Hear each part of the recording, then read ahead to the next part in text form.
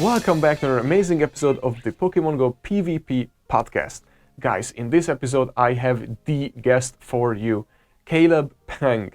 That's right, the Caleb Peng is joining us in this episode and going to share everything with you on how you can be way better in the Go Battle League and how you can build the most amazing teams for Silph Arena and Go Battle League. So I am super excited to share this because soon as we hang up, I should call not the phone but the Zoom, I got to take action. So I have been taking action from what I learned and my ranking is just shooting up like crazy. So I'm super excited to share one of those videos with you, and I'm super excited to have Caleb on the podcast because he is going to blow your mind and going to help you rank up very quickly in the Go Battle League and Silph Arena. So let's get started. Happy to be here. I saw a lot of your other podcasts too, so definitely happy to be invited and be a part of the show. Yeah, and I'm super excited because I have been watching all your videos and it really helped me out, by the way, on all of my game because I haven't started too long ago. And your team, the most famous team that we'll talk about in a minute, and then I have so many questions. So let's just start in order. And I want to first find out that how did you get involved at all with Pokemon Go and the PvP part of it?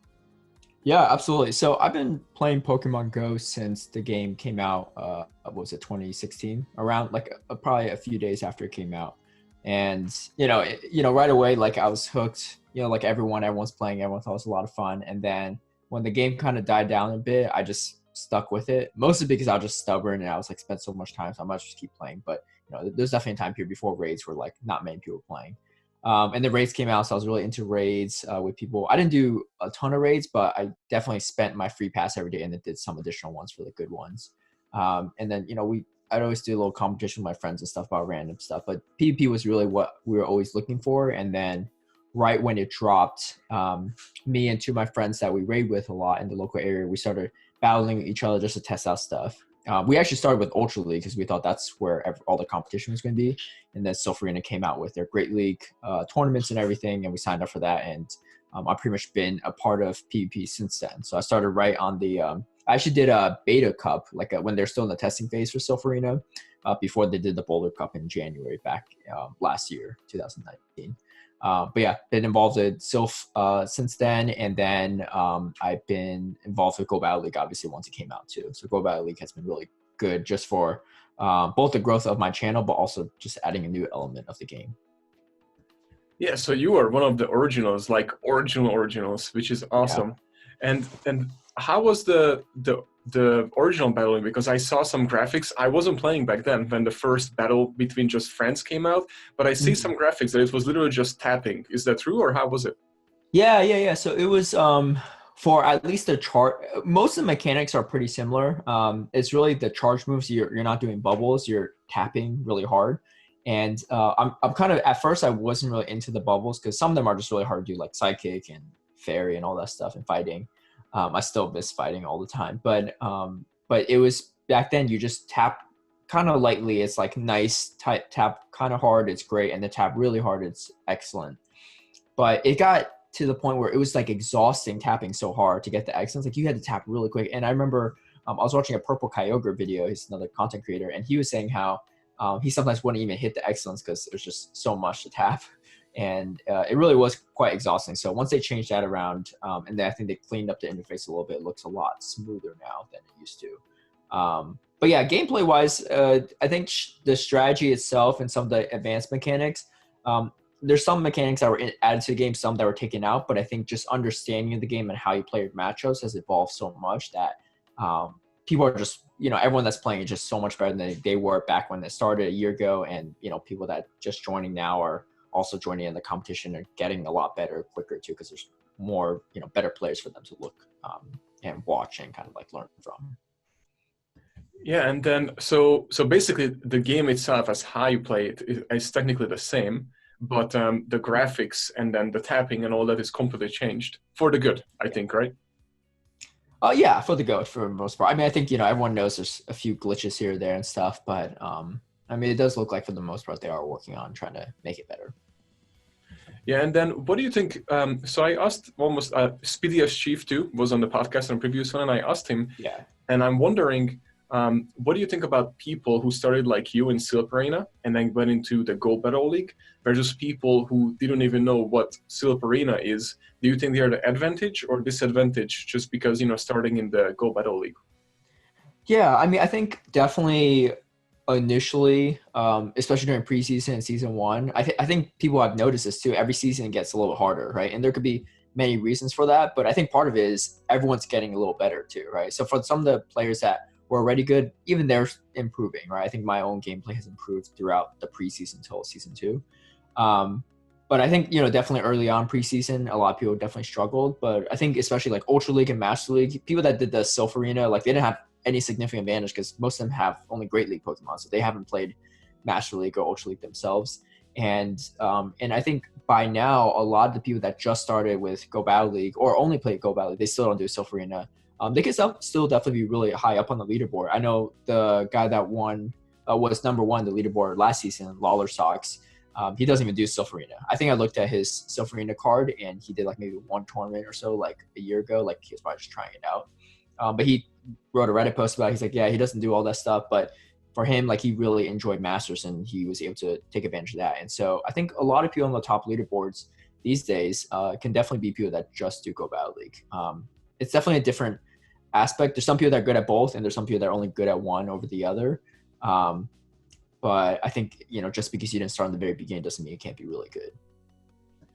That's funny you say that because I talked to Ryan Swag, and what you call PTS Chief too, and who else? I think two more people I talked to, and they said the same thing in a way that they were really good at Great League and they got to rank 10 and everything, and they got destroyed in the Master League, and they were like, my new season 2 tactic will be I just log off for Master League. That's literally what they said. Yeah, for like 3 weeks, yeah. Yeah, some of them struggle with Ultra League too, just because it's a whole different ball game too. Yeah, what is your favorite? Which league? Oh yeah, I kind of always have different opinions on it. I think overall, Great League is still the best in terms of variety. Although at a lot of people in Great League still use about the same 4 or 5 Pokemon, but there's definitely more variety. So there's more potential to go off meta and kind of be creative. That's where I think most of my lineups are the most creative and most effective. Master League itself, I can't go that creative in general. So I always tell people like, I'm just going to use the meta Pokemon too. And it doesn't make sense for me to promote something that's not going to work for anyone. Ultra League has a little variety, but Giratina and Registeel just still dominate the meta as well as Swampert. So it's definitely still trickier. So I would say Great League for the variety, but what I always tell people too is Master League and definitely some of Ultra League as well. They're really good leagues for people to learn how to play because PvP, because there's less variety, which means that you can understand matchups and your win conditions much faster and understand the concepts of the game. In Great League, it's sometimes just overwhelming because there's so much random stuff. So as long as you have the resources to power up a few Pokemon from Master League and Ultra League, I think for people just getting to Go Battle League or PvP can really learn a lot from those leagues first before doing Great League.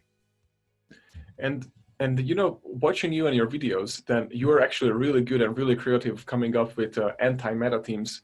So do you have like an actual rule or step-by-step guide that you're doing or research steps that you do to able to pick those Pokemons and able to literally break the meta? Yeah, so that's a great question. Usually it kind of happens in a multitude of different ways. Sometimes I'll play opponent. I'll think like, oh, that's an interesting line. What if I built a team just to counter that, right? And so that's kind of how the double grass and Skarmory line came about. But a lot of times I'm just kind of sitting there thinking. Sometimes I'll look through PvPoke's ratings and scroll down the list. But the thing is, those lists don't mean everything because Shiftry is pretty far down on the list, even though it did really well with the team I had. So I sometimes look through the list and I sometimes just theory craft and think about what I see a lot in. So my recent line with Lapras in the lead, I'm thinking, okay, well, out of the most common Pokemon are used are probably Azumarill, Altaria, and Registeel, right? And so Lapras in the lead, you're going to win the lead probably 2 out of 3 times if you're using those 3 Pokemon that are really common, right? So that's instantly wins you the lead and potentially can do really well. But there's a lot of times where I'm not sure and I have a Pokemon in mind, I have a strategy in mind, I want to see how it goes. So I'll power something up and try it. And sometimes it works and sometimes I had to make some adjustments. And there's definitely times where I try a strategy and just never works. And I just try a bunch of times, drop a bunch of points, and then I eventually just give up and try something else too. So it does take a lot of experimenting. I don't ever practice with people for Go Battle League for the most part. With other people, I just go straight into my Go Battle Leagues and try. Because if you lose some points, you could build it back up eventually if you change up your team, or if you gain some points, then great. It seems to be working. So last season, what was that was a famous Caleb Peng team. What was that team? Yeah, so that was Skarmory lead with Shift Tree often as a safe switch, and then Meganium in the back. And so back then, at least, it was very uncommon for anyone to run more than one grass Pokemon, outside of maybe like ranks 1 through 3 or something. Early on, you would do all sorts of stuff, but at least at the higher tiers, people are usually running maybe one grass Pokemon at most, sometimes not even. But I kept running into like a Azumarill. I kept running into Whiscash and Swampert, or Azumarill with Swampert, or Azumarill with Whiscash, all those double water combinations. And I thought, it really happened after I played one of my friends, Nemo Stormblood, and he's a player from Europe, and he was using Skarmory with Whiscash and Swampert. And he wasn't the person that created that line, but it was a very effective line back then. And so I just thought, like, what if I just did Skarmory lead as well, but I brought 2 grass, right? I mean, that would definitely beat his team, but I wonder how well it'll do against other teams. And then so the more I used it, the better it got. Even the first time I used it, I think I went 4-1 or 5-0, and then like my next 2 sets I went like 4-1 or 5-0, and then I just started this win streak where I went 26-0 nonstop, and I didn't encounter any fire Pokemon really. There wasn't the final team that beat me was a Alolan Marowak. Even then, it was kind of a close battle too. But you don't run into really Charizards or Cast Forms and stuff in like rank 8 through 10 probably. So it worked really well, and I was telling people on Twitter too. I was hyping it up. I was like, dude, I'm on a 22 win streak right now. Like, we'll see how long this goes, right? I'll let you all know once it ends, and then release the video. And then for the most part, I think people received it pretty well. But I had to make a follow-up video too, because sometimes if you just take my strategy and use it in like a very like 1, 2, 3 step way, it doesn't always work out. You have to understand certain matchups too. So that's why I made a follow-up video to it. And some people that are really good will be able to use it really well, and people that maybe aren't as good at PvP right now, they still might lose with it, right? Even if they have a favorable matchup, it's really, a lot of times it's just because you have a lineup doesn't mean that it's good. You have to know kind of how to play it too. But yeah, that's pretty much the creation of that. And that really, I think I was at probably like 2,000 subscribers at the time on YouTube. I was definitely under 3,000. And then I shot through like 5,000, 6,000 subscribers from just that video alone. That's really what kind of catapulted me up through YouTube, essentially. Yeah, I think everywhere, because that's when everybody starts saying basically your lineup. And anytime that lineup showed up, any creator whatsoever mentioned your name. Oh, this is the Caleb Peng lineup. And then I'm pretty sure that people after that start searching, well, who the hell is Caleb Peng? I never heard of him. And then they see the video where you do the 26-0. Is that what it was, right? Yeah, 26-0, yeah. Yeah, so after that, they are sold. I mean, why wouldn't they? I was sold too. When I saw it, I was like, all right, I need to learn more. And speaking of that, I think you have a video, I think it was a few weeks ago, that was all about basically farming down, when you should farm down and when you should use energy and shield, you know what I mean? And that is a really great point. When you created a video and I was facing Hunter, I would always race to the charge move at first until I watched your video. And after that, I start winning all the matchups against Hunter because I just wait until they throw one shield and I won.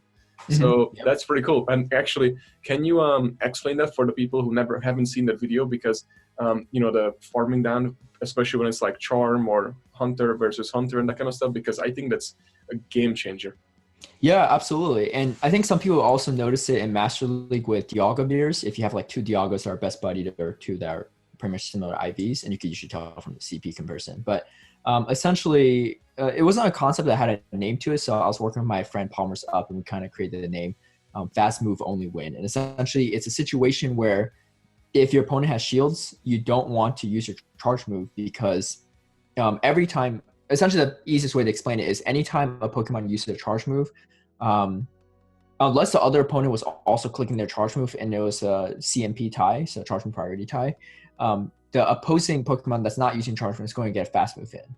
And essentially what that means is anytime someone chooses to use a charge move, you're essentially electing to use a charge move over a fast move, right? But the opposing Pokemon, if they're not using a charge move, they're getting a fast move. So the end result of that is they get an extra fast move for damage and they get extra fast move for energy.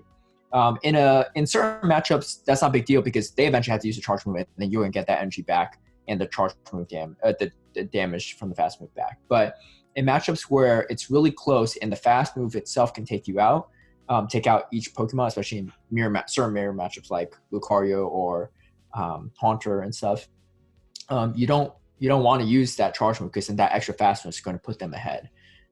So something like Altaria mirrors, you're going to want to use the charge move because you need the Sky attacks to help take out the opposing Altaria, especially even with 2 shields. But certain matchups like Haunter, Dialga even, the fast move damage is so much, and you can't charge up to multiple sets of charge moves that it's better just to shield. And you'll be down a shield, but you'll have energy to use a charge move, and you get switch priority, and you see what Pokemon they're bringing next, so you counter switch and all that stuff. So it's been a technique that I think, especially a lot of people that do Silph Arena have discovered throughout the past year. But I didn't really see any videos made about it, so I was like, let's make a video and hopefully people kind of understand the concept better. Because when I'm doing Go Battle League, there's still a lot of times where I have a shield left, and it's better for them to just use fast moves, and they're still using the charge move, even though they can only get to 1 charge move. And I'm going to shield it anyway, and I'm going to get extra fast move out of that too.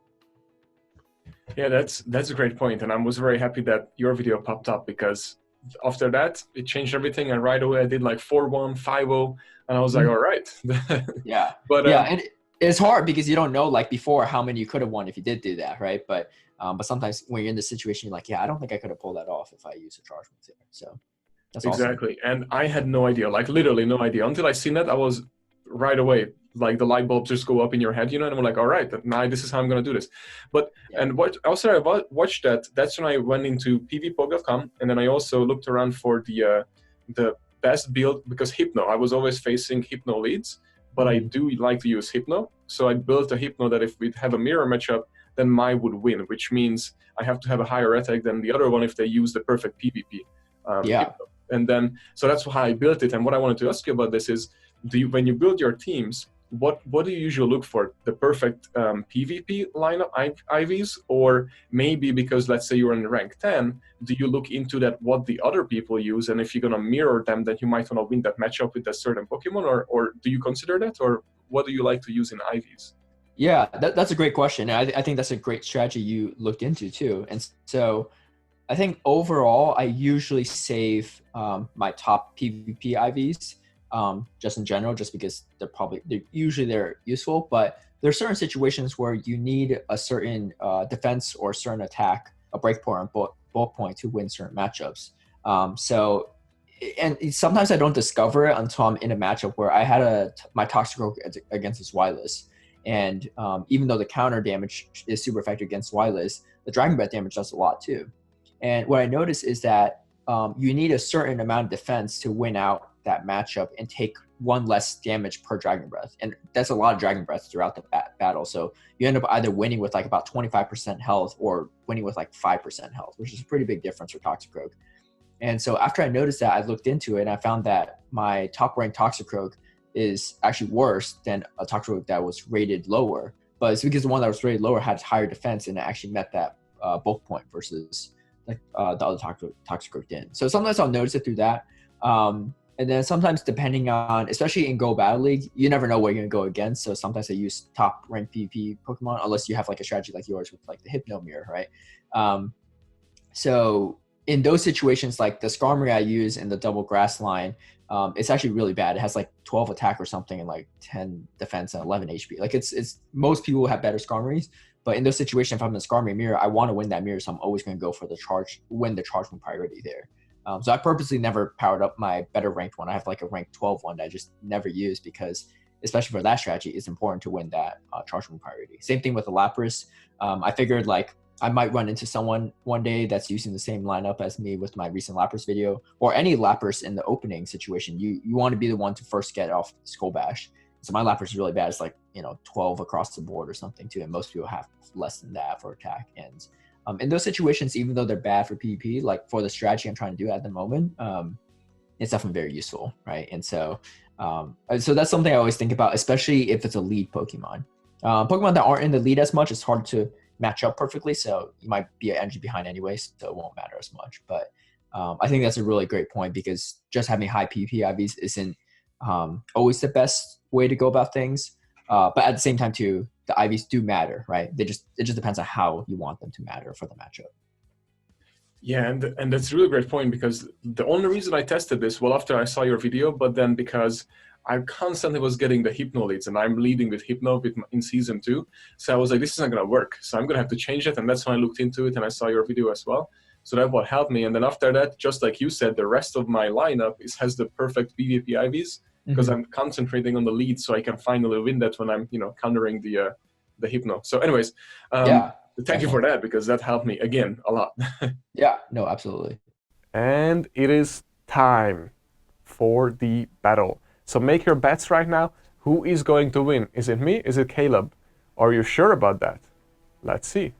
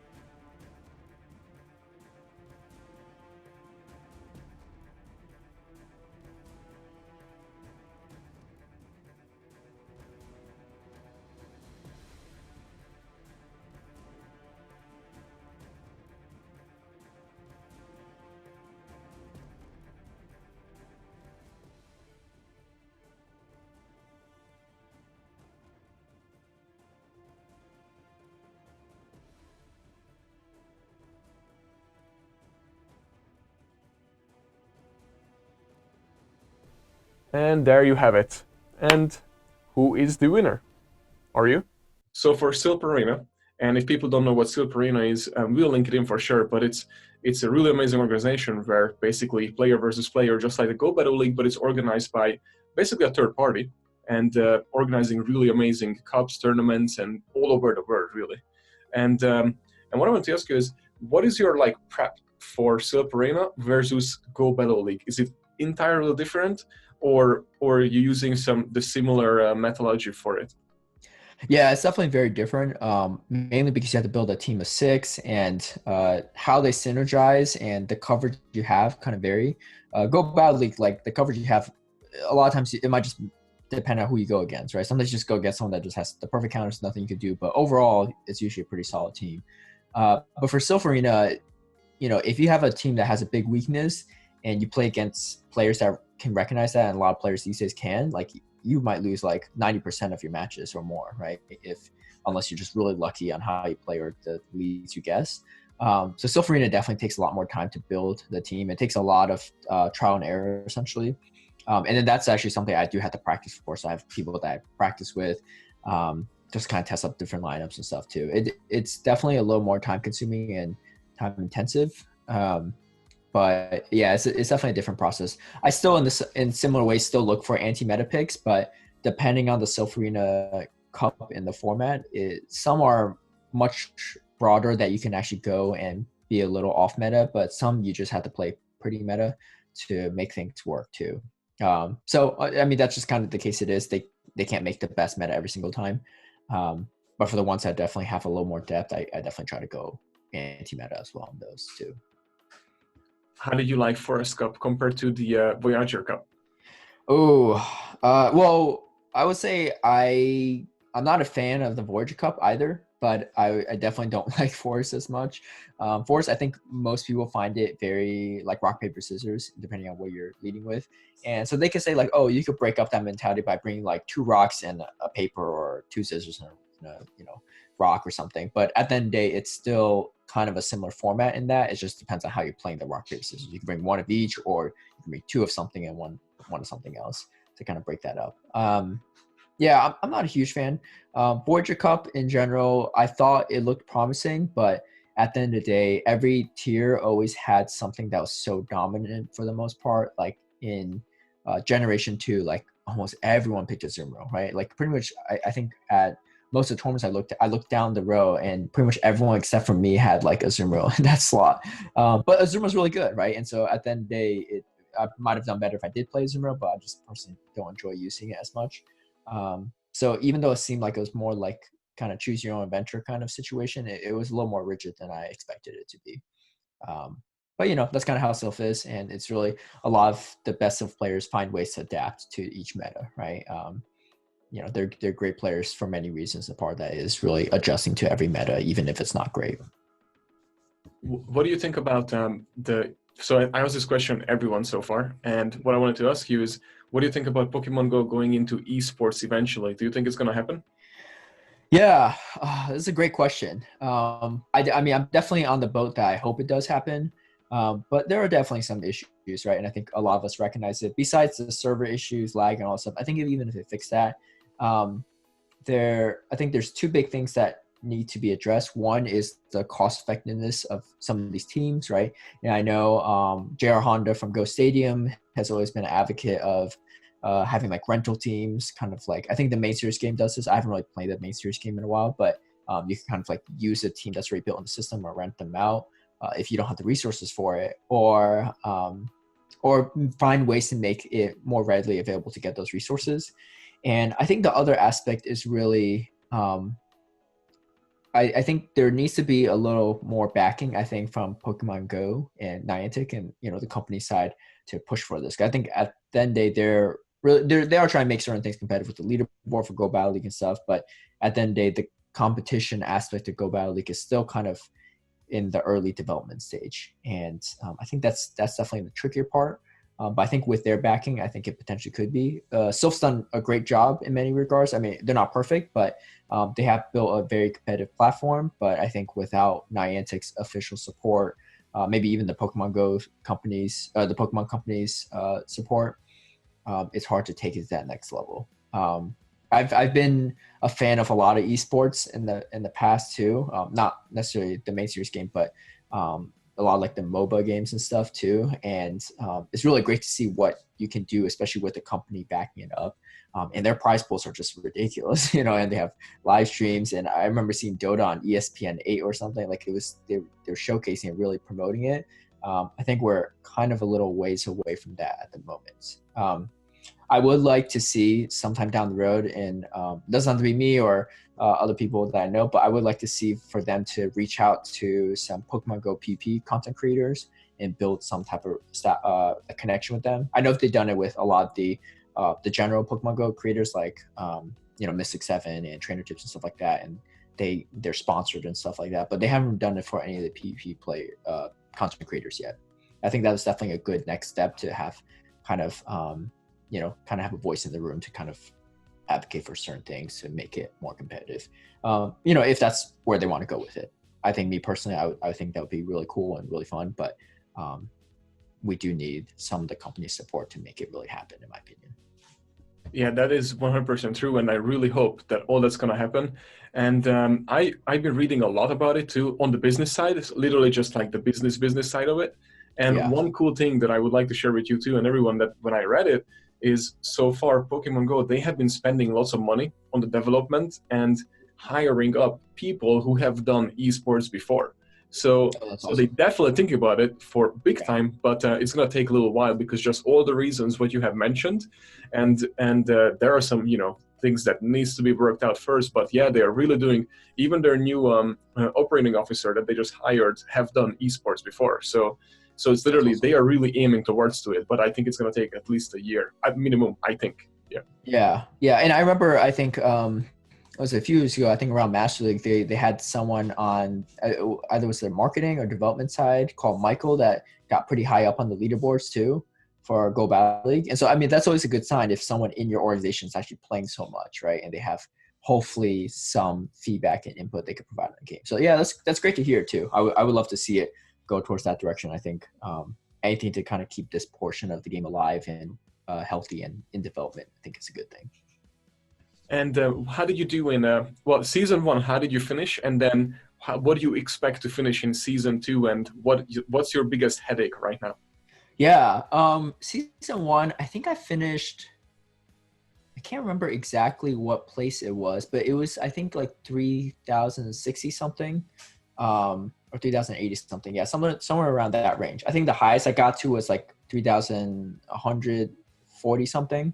Um, But yeah, I honestly didn't try too much when I saw the video because I think League Wars came out around Master League. And I was just like messing around with a bunch of random stuff at the time, so I didn't really care too much about it. And then when Great League came out, I just tried some teams. I was like, I'm actually kind of moving up, so I'll see how high I could get. So I was able to get to I think like close to 3150. For season two, I'm definitely I don't care too much about the placement. I think getting to rank 10 will definitely be a goal for me. In season one, I was like, I'm probably going to eventually do it. But season two, it's definitely tough. I'm sure you probably know too, but a lot of people have noticed season two is definitely a grind for sure. So I would love to hit rank 10 eventually. And then hopefully by then I could just mess around with different lines. I still actually mess around with a bunch of different lines right now.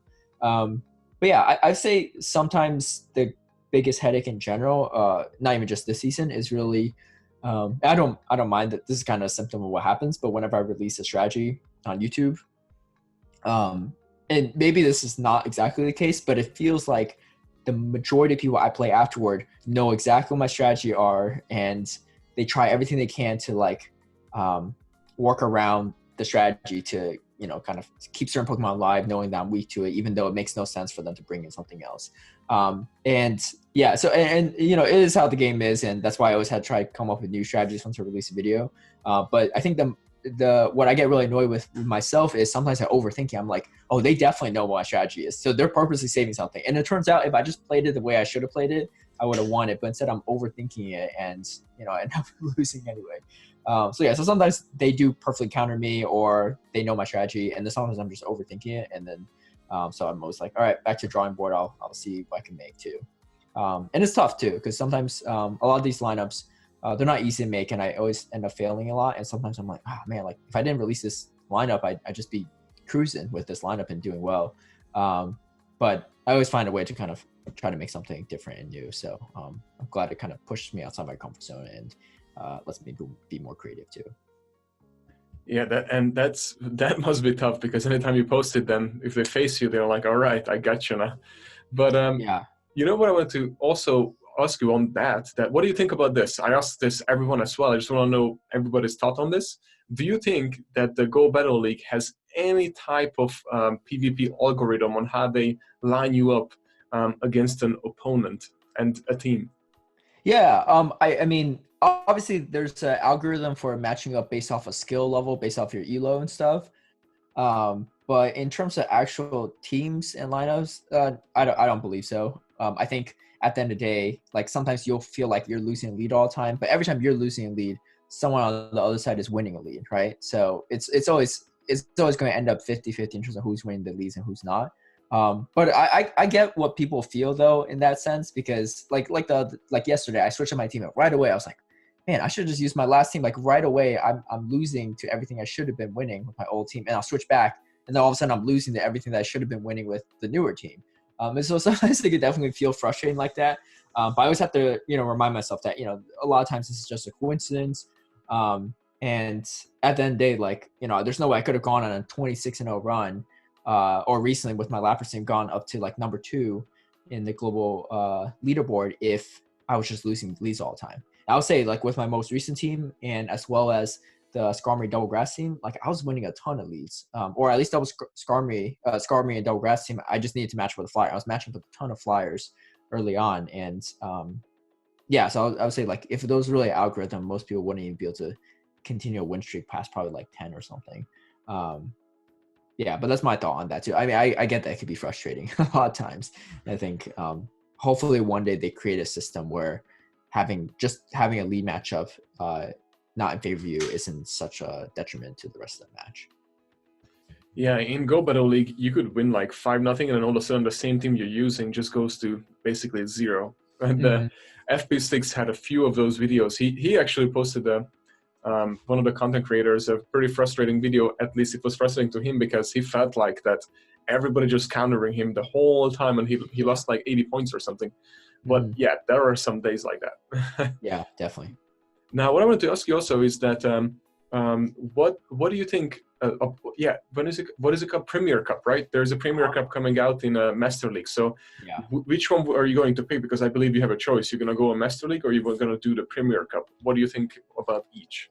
Yeah, I mean, I'm definitely going to take a look into Premier Cup. I haven't taken a look at the meta too much yet, and obviously a lot can probably change by then. Like, who knows? Maybe Gengars will have Shadow Punch by then, right? So there's a lot of things that can change. So I haven't spent too much time on it, but I have been buddying up my Metagross and my Dragonite for that cup just to be safe, because those will be definitely some mirror matchups you're probably going to see. I think it's a good idea. I think I don't know how balanced it'll be because I feel like a lot of people are like Togekiss is going to be real strong, Dragonite, Metagross. But I think it's the right direction because especially things like Master League and Ultra League, you definitely need to diversify a little bit. And I think they found in some of the data mining that there was type restrictions in mind for future Go Battle League stuff. So hopefully if they have type restrictions, that could really diversify the Go Battle League play. I think just Premier League in general would be a good way to diversify it. I think it also makes it more affordable for a lot of people that don't have the legendaries. And then, yeah, like at the moment, I feel like Go Battle League every season, it changes not because of what they're implementing certain meta restrictions. It changes because there's different move sets now. They're implementing move sets. So sometimes I'm just getting bored. I'm like, please just introduce certain Pokemon or new move sets to switch it up, right? Because otherwise it's going to kind of stick around the same stuff too. So luckily they have been updating a lot of PvP moves and releasing new Pokemon, but I think the next step would be to have certain type restrictions or have certain type of cups with certain bands like legendaries and stuff. So I'm looking forward to Premier Cup. We'll see how it goes. But yeah, I think it'll be fun. What would be your number one tip for either a new player or just anyone who want to climb rank in Go Battle League right now? Yeah, great question. My number one tip, I would definitely say, I don't want to sound too self-serving, but I think, checking out YouTube is probably the best way to go about it. And I think that's how I really learned too, right? When I was starting with Silph Arena, I didn't start making videos until about almost a year ago, pretty much around May of last year. But I went through a few months of Silph Arena where I just watched some of King's videos. I watched some Hero Vange, Purple Kyogre. Those are the main ones back in the day. Oh, Blandon, Elite Four TV. I just watched those things and I had certain strategies in mind. I just understood things, right? Because a lot of times, depending on who you get to battle with, you don't really get the full scope of what's potentially out there. Now there's just so many content creators, which is great, right? And there's podcasts now, there's Twitch, there's live stream. There's so much stuff to consume. And so I think if you step outside your bubble and really engage with those platforms, it could be a great way to learn stuff.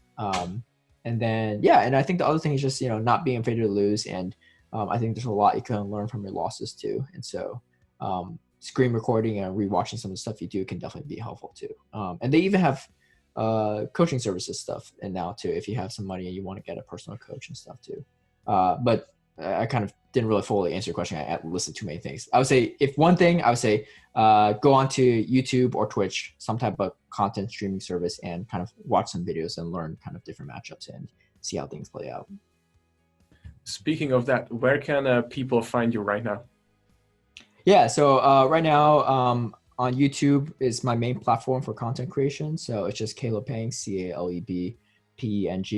If you search that, that'll come up after the YouTube address. So that's usually where I share stuff. I have a Twitter, so I share updates to that as well, kind of more informal things. And if people are really specifically interested, I specifically launched a Patreon account recently, like 2 days ago, actually. And so for those that are interested in exclusive content on top of the YouTube stuff I usually provide, I have my own Discord server there, and I post exclusive content for some of my patrons in their specific channels.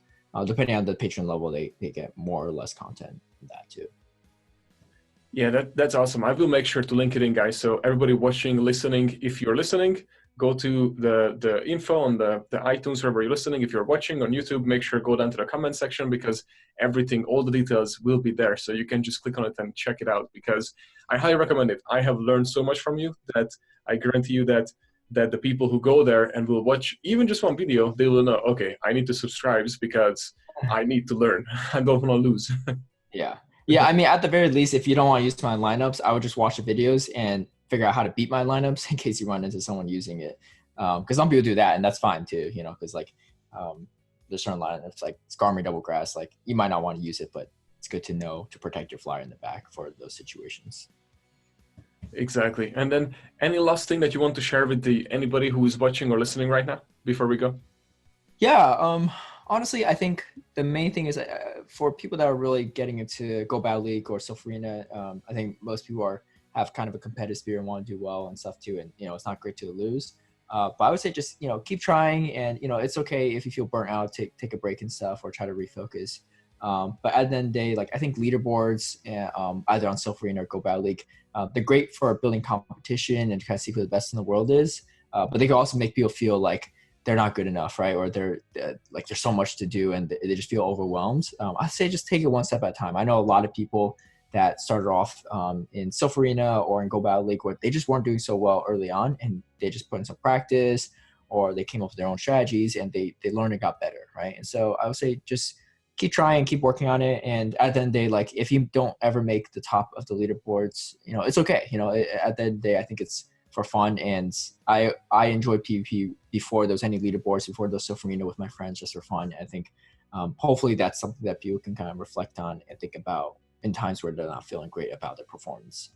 Me, myself, you know, there's a lot of times where I don't feel great about my performance either, where I see the battle until you win screen, right? That's happened to me quite a few times as well, even if it may seem hard to believe, but there's, you know, there's what we always have our bad days, but it's always good to kind of keep pushing through and seeing how we can improve, and at the very least just reflect and realize that it's, you know, hopefully for fun and the community we have. Yeah, everything that you said should be framed for everybody who is starting out right now, because that was awesome. Thank you for sharing that. No problem. Yeah. Yeah. And like I said, like, you know, some people have been doing this for over a year, you know, so if you're just getting into it now, it's okay. You know, it'll take some time to learn, but hopefully in a few months you'll be up in the leaderboards just like everyone else. And one last thing, I know you did the community day today. Are you going to use the bullet seed shift tree, or are you saving it for something else? Yeah, that's a great question. So seed dots are really common in where I live.